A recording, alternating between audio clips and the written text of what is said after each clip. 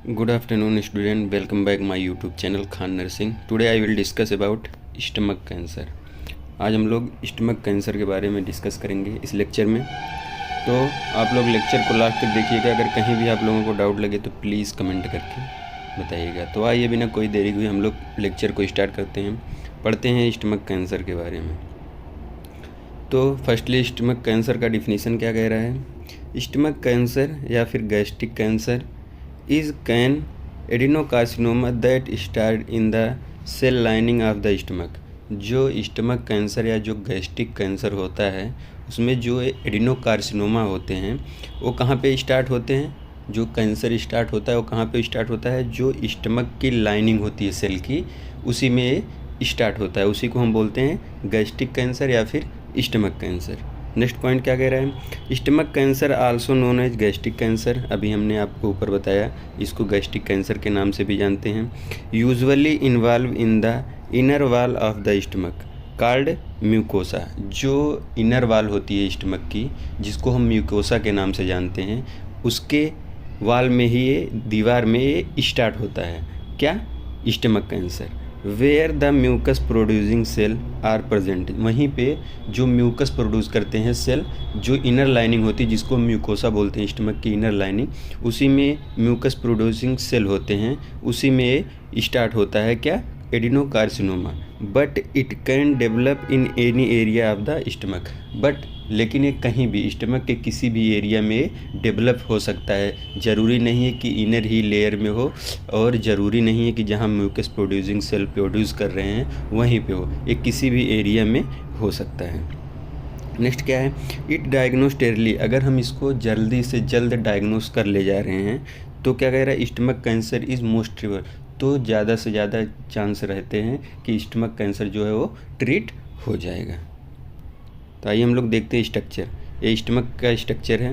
ये देखिए inner lining, जो ये इनर लाइनिंग है ये आउटर है, बीच में मिडिल होती है, फिर ये इनर लाइनिंग है। यहीं पे देखिए स्टमक का कैंसर जो कार्सिनोमा है वो देखो यहीं पे काज कर रहा है, तो उसी को हम बोलते हैं स्टमक कैंसर। अभी देखिए आउटर लाइनिंग है, ये इनर लाइनिंग है, तो इनर लाइनिंग में ही ये काज करता है।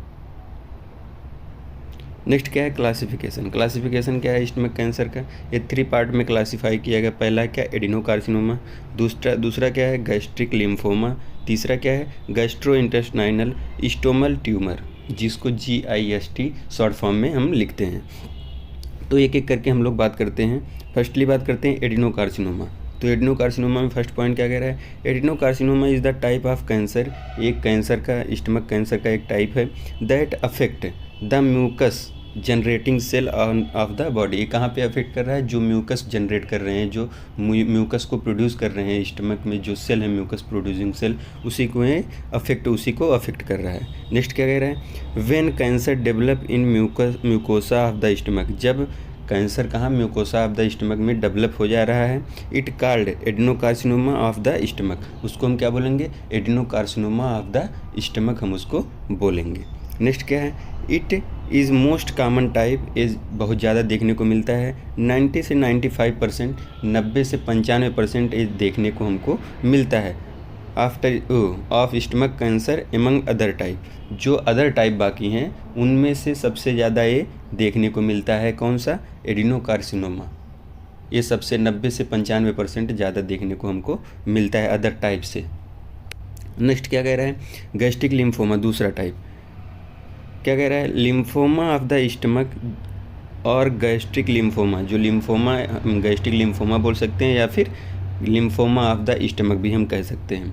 अकर व्हेन कैंसरस, जब वहाँ पे कैंसर अकर कर रहा है, growth is observed in the lymphocyte that are present in stomach. जो लिम्फोसाइट होते हैं स्टमक में जो प्रेजेंट होते हैं, उसी में जो कैंसरस का ग्रोथ होता है, जिसको हम ऑब्जर्व किया गया है कि उसी में कैंसर का ग्रोथ हो रहा है।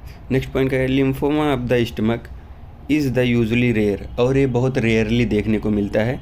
5% ऑफ ऑल केसेस, जितने भी केस हुए हैं अभी 5% उसमें से देखने को क्या मिला है, गैस्ट्रिक लिम्फोमा। और ये कहाँ हो रहा है, जो लिम्फोसाइट प्रेजेंट हैं कहाँ पे, स्टमक में, उन्हीं में ये स्प्रेड या उन्हीं में कैंसर हो रहा है, तो उसी को हम बोल रहे हैं क्या, गैस्ट्रिक लिम्फोमा। थर्ड वाला क्या है, गैस्ट्रोइंटेस्टाइनल स्टोमल ट्यूमर इसको GIST लिखते हैं शॉर्ट फॉर्म में।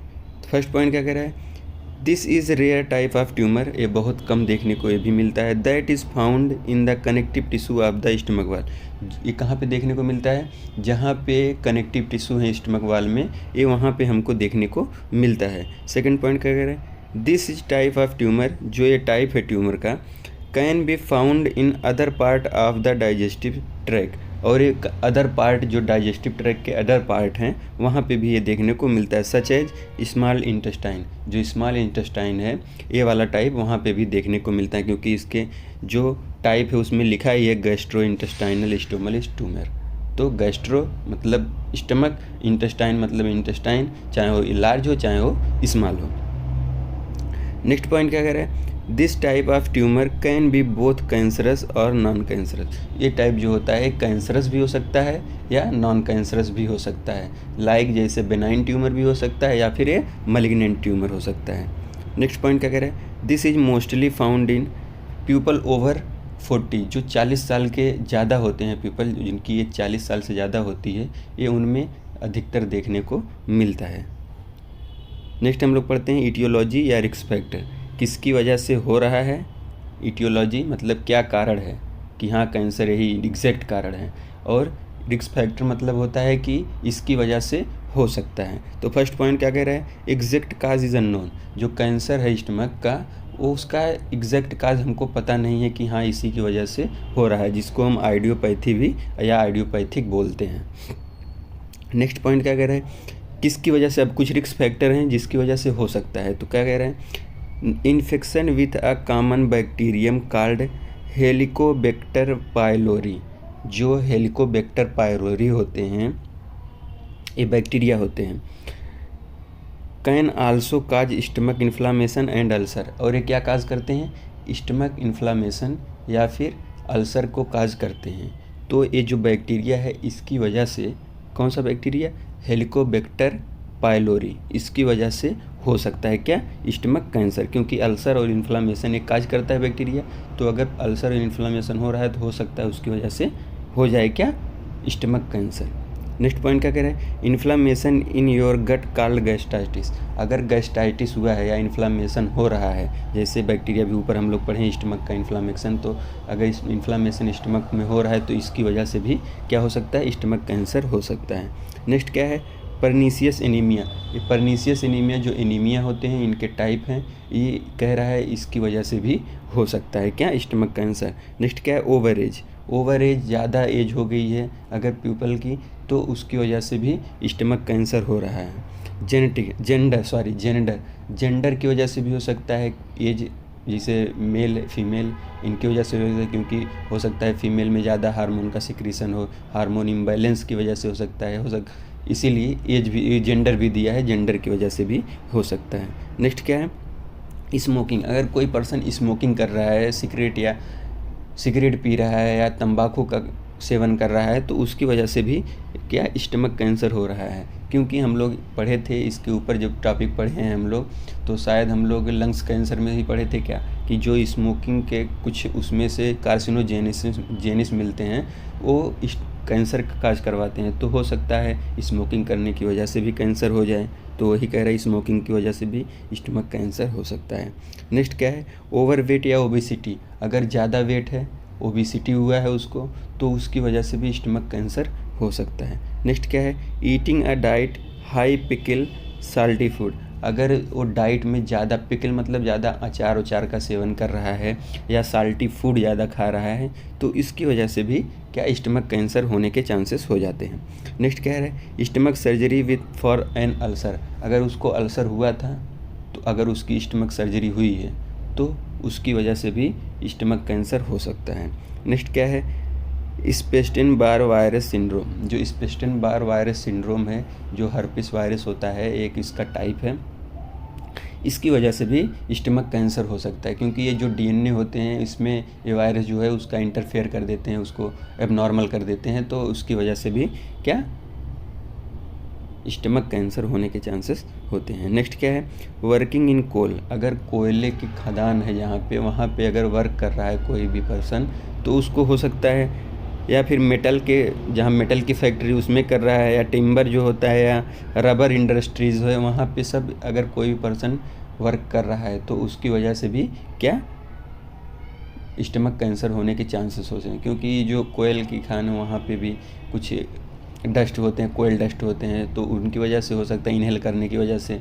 और जो मेटल की फैक्ट्री होती है वहाँ से भी कुछ डस्ट मेटल पार्टिकल निकलते हैं, तो उनकी वजह से भी हो सकता है वो जाके स्टमक में इनहेल कर ले, जाके स्टमक में चला जाए, वहाँ पे फिर जो क्या नाम रेसेस काजेज कर दे, फिर वहाँ से इन्फ्लामेशन हो जाए, इन्फ्लामेशन की वजह से फिर स्टमक कैंसर काज कर दे। नेक्स्ट क्या है, एक्सपोजर टू एबेस्टोस। एबेस्टोस फाइबर होता है जिसके एक्सपोजर में अगर आ रहे हैं तो इसकी वजह से भी हो सकता है। अब एबेस्टोस फाइबर क्या है, एक कार्सिनोजेनिक फाइबर होता है, ठीक है, जो कैंसर काज करवाता है। और ये कहाँ मिलता है, जो फ्लोरिंग होता है, जो रूफ होता है छत का, वहाँ पे ये मिलता है। नेक्स्ट क्या है, फैमिली हिस्ट्री। फैमिली हिस्ट्री वही जेनेटिक, अगर किसी को परिवार में हुआ है तो आगे की पीढ़ी में होने के चांसेस हो जाते हैं। तो यही कह रहा है, फैमिली हिस्ट्री की वजह से भी क्या स्टमक कैंसर होने के चांसेस हो जाते हैं। तो नेक्स्ट क्या स्टेजेज, स्टमक कैंसर का स्टेज क्या कह रहा है, स्टेज 0। 0 स्टेज, 5 स्टेज होते हैं लेकिन 0 से शुरू होता है तो 4 तक होता है, तो 5 ही होते हैं, लेकिन 0 से शुरू होता है तो हम 4 ही स्टेज बोलते हैं। तो 0 स्टेज में कह रहा है, in muse usually unhealthy cell are present but have not spread nearby tissue. जो 0 स्टेज में अनहेल्दी सेल प्रेजेंट होते हैं लेकिन ये कहीं फैले नहीं होती, एक ही जगह पे अपनी जगह पे वो रहते हैं, नियर बाई स्प्रेड नहीं हुए रहते हैं। इसको जो क्या है, टू प्रिवेंट कैंसर, इसमें हम कैंसर को प्रिवेंट कर सकते हैं कैसे, your oncologist will remove the cell with surgery. जो ऑन्कोलॉजिस्ट होते हैं, जो ऑन्कोलॉजी के डॉक्टर होते हैं, ऑन्कोलॉजिस्ट जिनको हम बोलते हैं, वो क्या कर सकते हैं कि सर्जरी के थ्रू जहाँ पे कैंसर सेल है उसको रिमूव कर देंगे, तो ये ठीक हो जाएगा। किसमें, 0 स्टेज में। नेक्स्ट क्या है, stage 1 means you have a tumour in the stomach lining. अगर स्टमक लाइनिंग में ट्यूमर है, that may have spread to near by lymph node, तो वहाँ पे स्प्रेड हो जाएगा, नियर बाई जो लिम्फ नोड है वहाँ पे वो स्प्रेड हो जाएगा। You will probably undergo surgery and may also get chemotherapy और रेडिएशन थेरेपी। इसमें क्या कर सकते हैं, हम सर्जरी के भी थ्रू ट्रीट कर सकते हैं, और रेडिएशन थेरेपी और कीमोथेरेपी के थ्रू इसको हम ट्रीट कर सकते हैं, लेकिन ये ट्रीटेबल होता है 1st स्टेज में। 2nd स्टेज क्या कह रहा है, means cancer cell have spread into deeper layer of the stomach. अगर डीपर लेयर में स्टमक जो कैंसर है वो फैल गया है, डीपर लेयर तक चला गया है, फिर क्या करेंगे हम, एंड लिम्फ नोड, और लिम्फ नोड में भी स्प्रेड हो गया है, तो क्या करेंगे, surgery to remove part all or your stomach. फिर इसमें सर्जरी क्या होगा, या तो फिर हम एक पार्ट को स्टमक के, या तो पूरे स्टमक को ही हम रिमूव कर देंगे, as well as lymph node, और जो वहाँ पे लिम्फ नोड है उनको भी हम रिमूव करेंगे।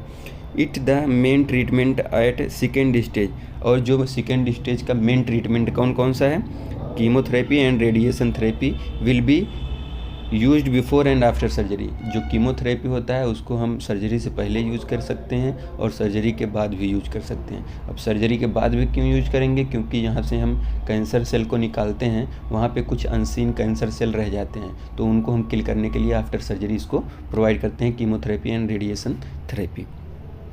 अब स्टेज 3 क्या कह रहे हैं, cancer has spread to all layer of the stomach.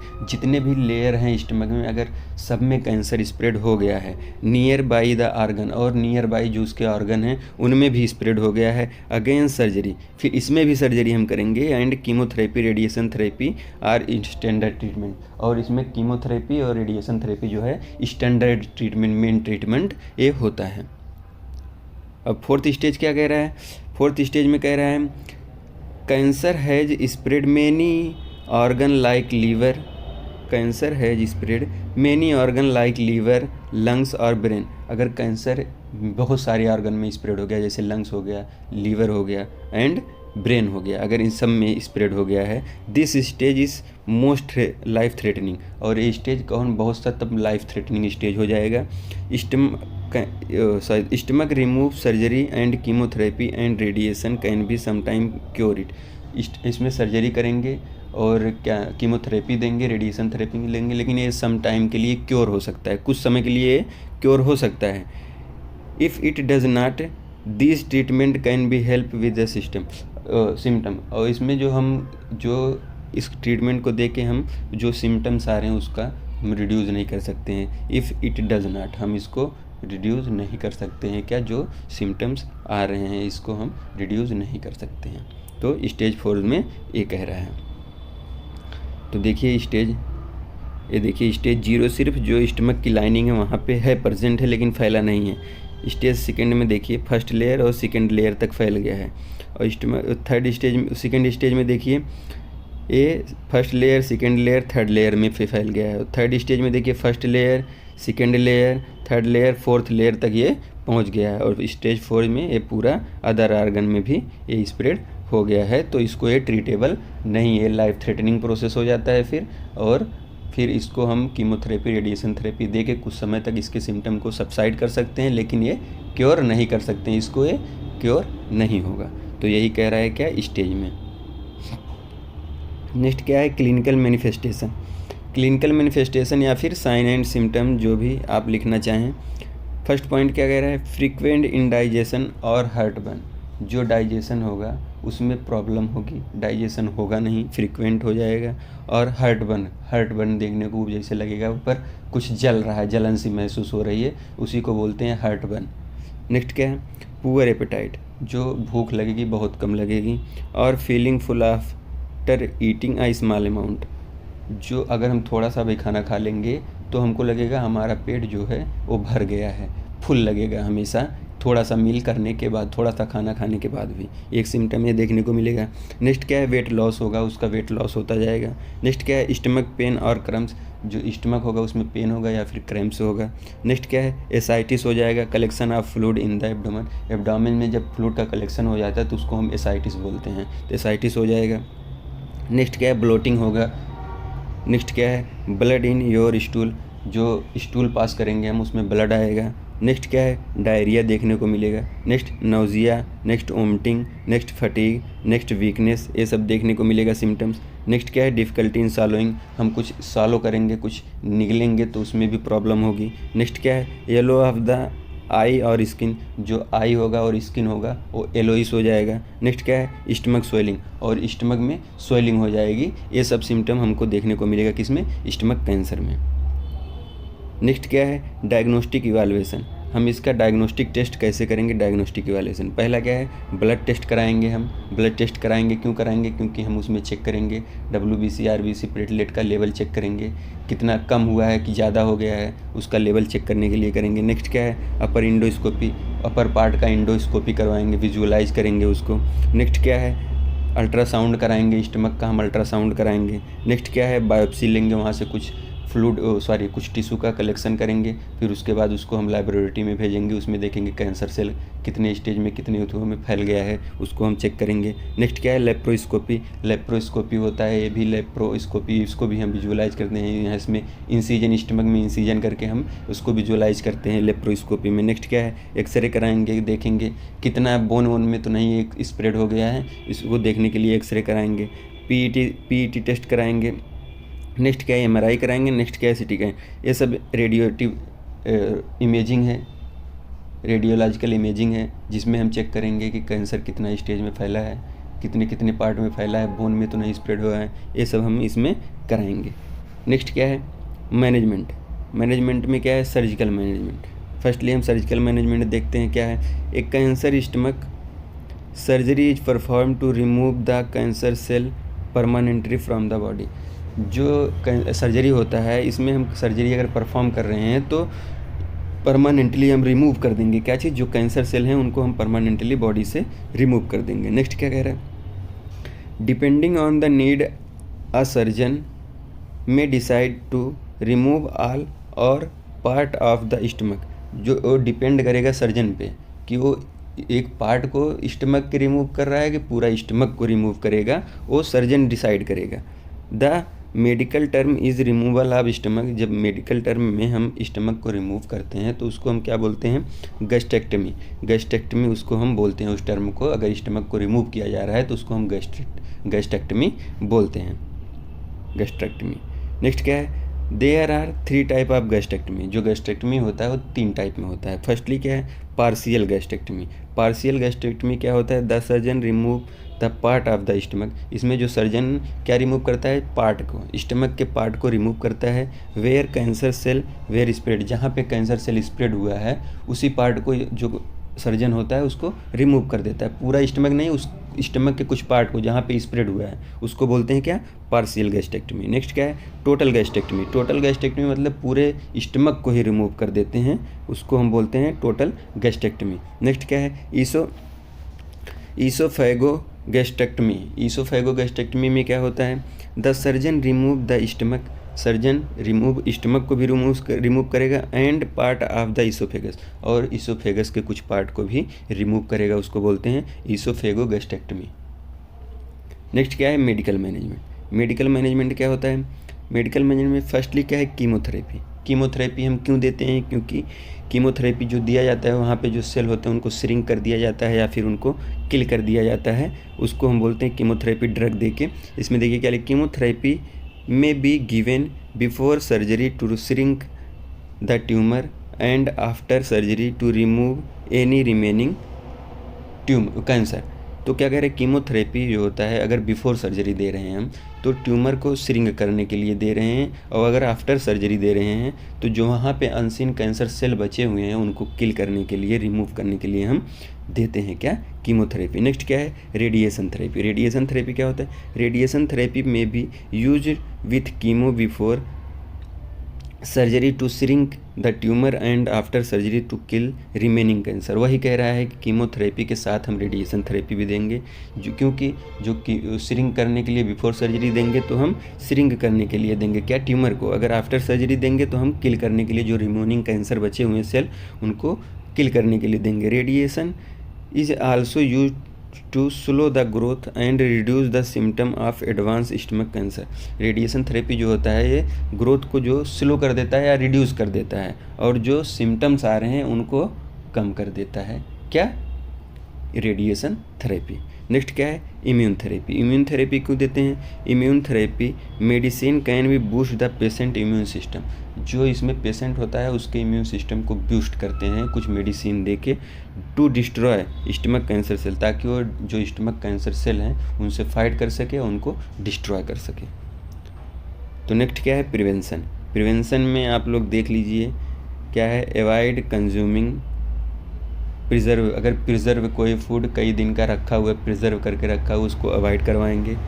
Smoking को स्टॉप करवाएंगे। अवॉइड साल्टी फूड या पिकल्स फूड जो खा रहा है उसको अवॉइड कराएंगे।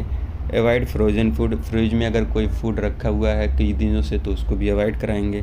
नेक्स्ट क्या है? फॉलो अ हेल्थी डाइट, उसको हेल्थी डाइट प्रोवाइड करेंगे, अच्छी डाइट प्रोवाइड करेंगे। नेक्स्ट क्या है? Have a meal every 3 to 4 time, उसको खाना 2 से 3 से 4 बार दिन भर में खाना खाए, थोड़ा थोड़ा have a meal, small amount में थोड़ा थोड़ा 3 से 4 बार एक दिन भर में खाए। नेक्स्ट क्या है? एक्सरसाइज करवाएंगे। ये सब चीज़ करवा के हम स्टमक कैंसर को प्रिवेंट कर सकते हैं या ट्रीट कर सकते हैं। तो आज का लेक्चर बस इतना ही।